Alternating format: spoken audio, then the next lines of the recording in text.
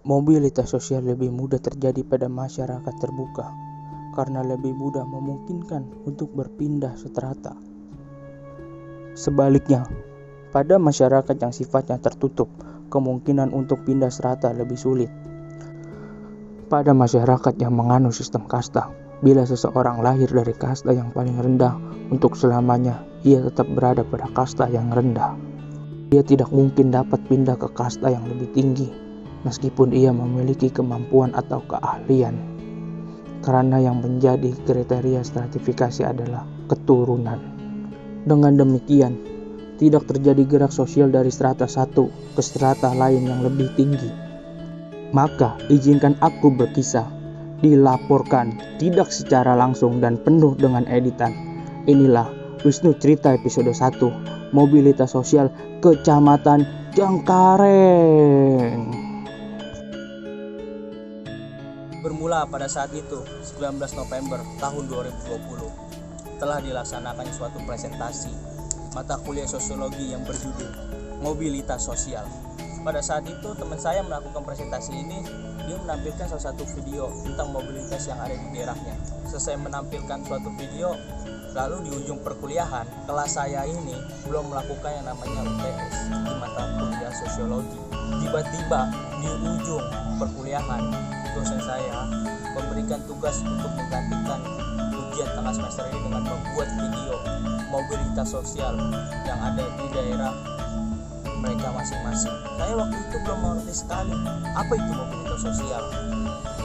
Lalu saya mencari-cari, membaca makalah yang sudah diberikan oleh pemakalah tadi. Lalu saya mengerti apa itu mobilitas sosial. Saya kan mahasiswa dari Jakarta, sebelum masuk di mobilitas di daerah saya, apa salahnya gitu. Saya memperkenalkan ikon-ikon kota Jakarta terlebih dahulu. Kayaknya bagus juga kalau bisa masuk di video dalam mobilitas sosial tersebut. Ya beginilah ide saya yang ada di kepala saya. Monas atau Monumen Nasional merupakan ikon kota Jakarta. Menjadi tempat wisata dan pusat pendidikan yang menarik bagi warga Jakarta dan sekitarnya. Monas didirikan pada tahun 1959 dan diresmikan 2 tahun kemudian pada tahun 1961. Monas selalu ramai dikunjungi wisatawan untuk melihat keindahan kota Jakarta dari puncak Monas. Menambah wawasan sejarah Indonesia di ruang diorama ataupun menikmati segarnya hutan kota seluas kira-kira 80 hektar di tengah kota Jakarta. Bukan hanya tempatnya yang bersejarah, Monas ini pun juga sebagai tempat pengajian takbir akbar seperti Nurul Mustafa, Majelis Rasulullah, dan masih banyak lagi. Karena adanya pandemi ini, Monas ini ditutup sementara waktu oleh pemerintah pusat sampai waktu yang belum ditentukan. Masjid Istiqlal yang berlokasi di Jakarta.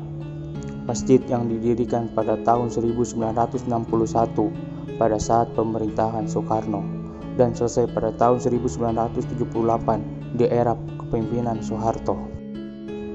Masjid Istiqlal, masjid terbesar di Indonesia dan Asia Tenggara yang dikelola oleh pemerintahan pusat atau Kementerian Agama. Saat pandemi seperti ini, orang-orang tidak bisa berkunjung ke masjid tersebut. Dan lebih menjadikan lagi, pada saat bulan suci Ramadan, masjid ini tidak mengadakan sholat tarawih dan sholat Idul Fitri. Gema takbir pun tidak terdengar oleh masjid tersebut. Sebelum pandemi, masjid ini seringkali mengadakan pengajian. Dan di saat-saat pandemi seperti ini, tidak ada pengajian-pengajian terdengar di masjid tersebut. Mari kita sama-sama dan mari kita berdoa. Semoga pandemi ini lekas membaik.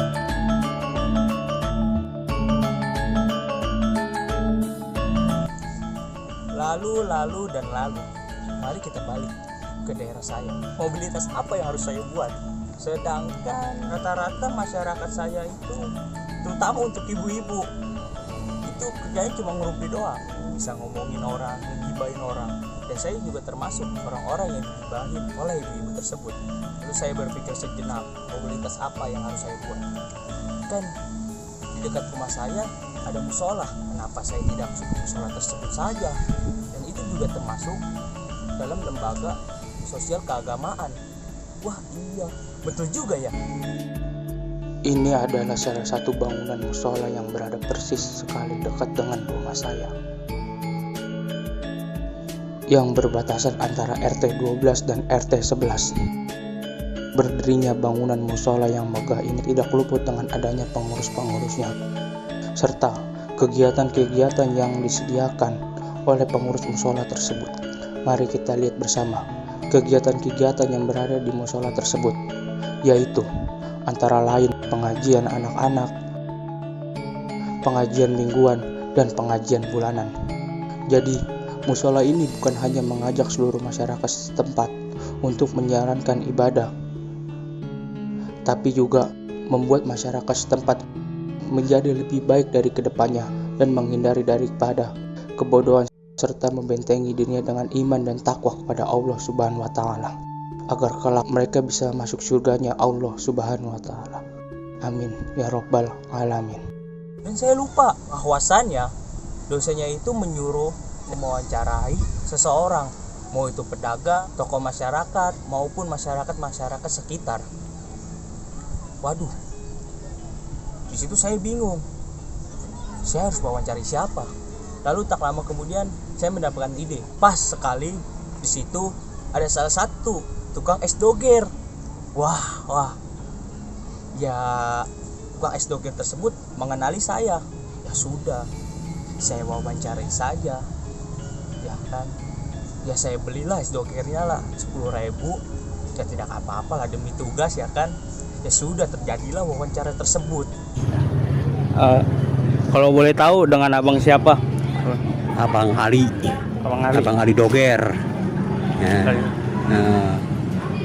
Abang Ali Doger tinggal di mana? Tinggal di Pasar Darurat RT 3 RW 12. Kecamatan Cengkareng ya, Bang? Ya, Cengkareng, benar.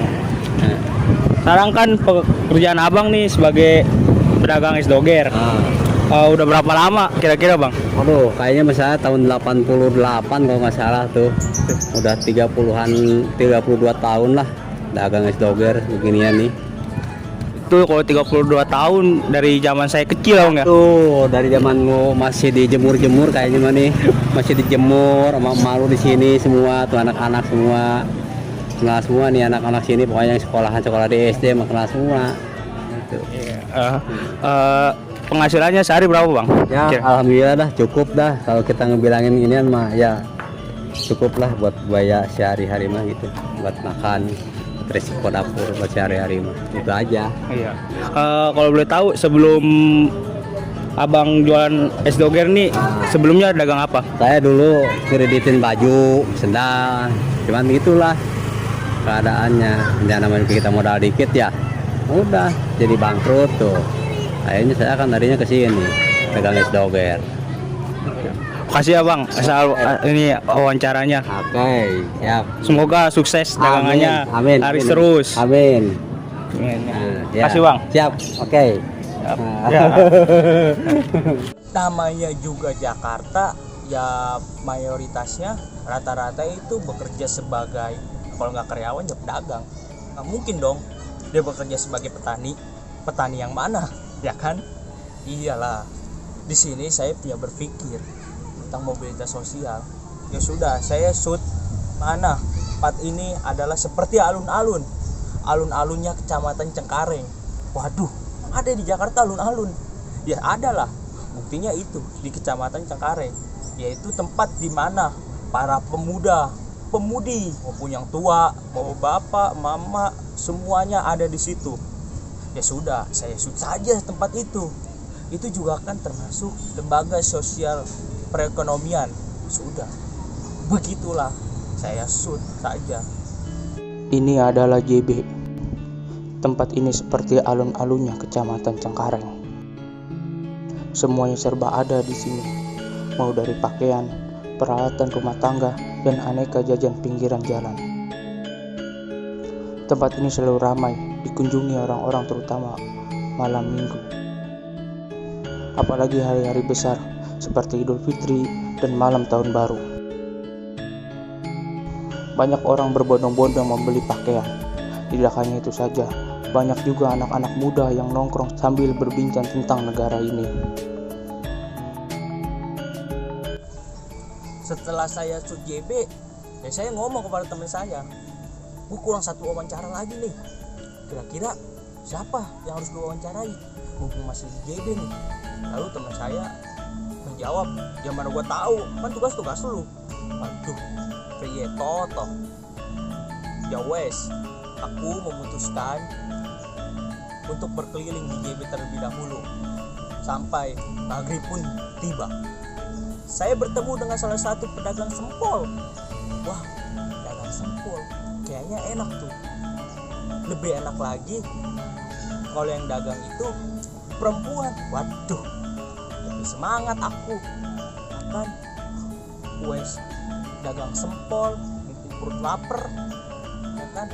Yang jual wes ayu, ya wes sekalian wae aku wawancara. Permisi Kak, kalau boleh tahu dengan kakak siapa ya? Saya Novita Sari.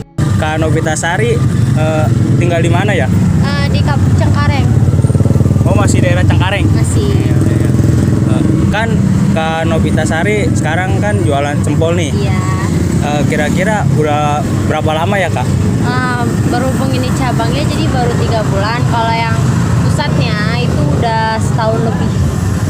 Oh, berarti kalau 3 bulan masih di pertengahan pandemi ini ya? Iya. Kira-kira nih ya Kak, pendapatan per bulan itu bisa berapa ya Kak di masa pandemi ini? Kan kalau ini kan jatuhnya kan per minggu, karena kan kami kan per harian gitu ya bikinnya itu omsetnya per hari. Jadi kalau bisa sih paling dapatnya 3 juta gitu, 4 juta lah, segitulah sebulan. Kalau boleh tahu nih ya Kak, sebelum Kakak jualan ini, Kakak itu pekerjaannya sebagai apa? Banyak sih, cuman sebelum jualan ini saya kerja sebagai restoran, di PT juga pernah, pokoknya di bagian PT dan restoran deh. Oh, jadi dulu itu Kakak kerja di suatu restoran ya? Iya. Tuh. Kira-kira jadi apa tuh Kak? Jadi kasir sekaligus waiters. Oh ya. Makasih ya Kak. Iya.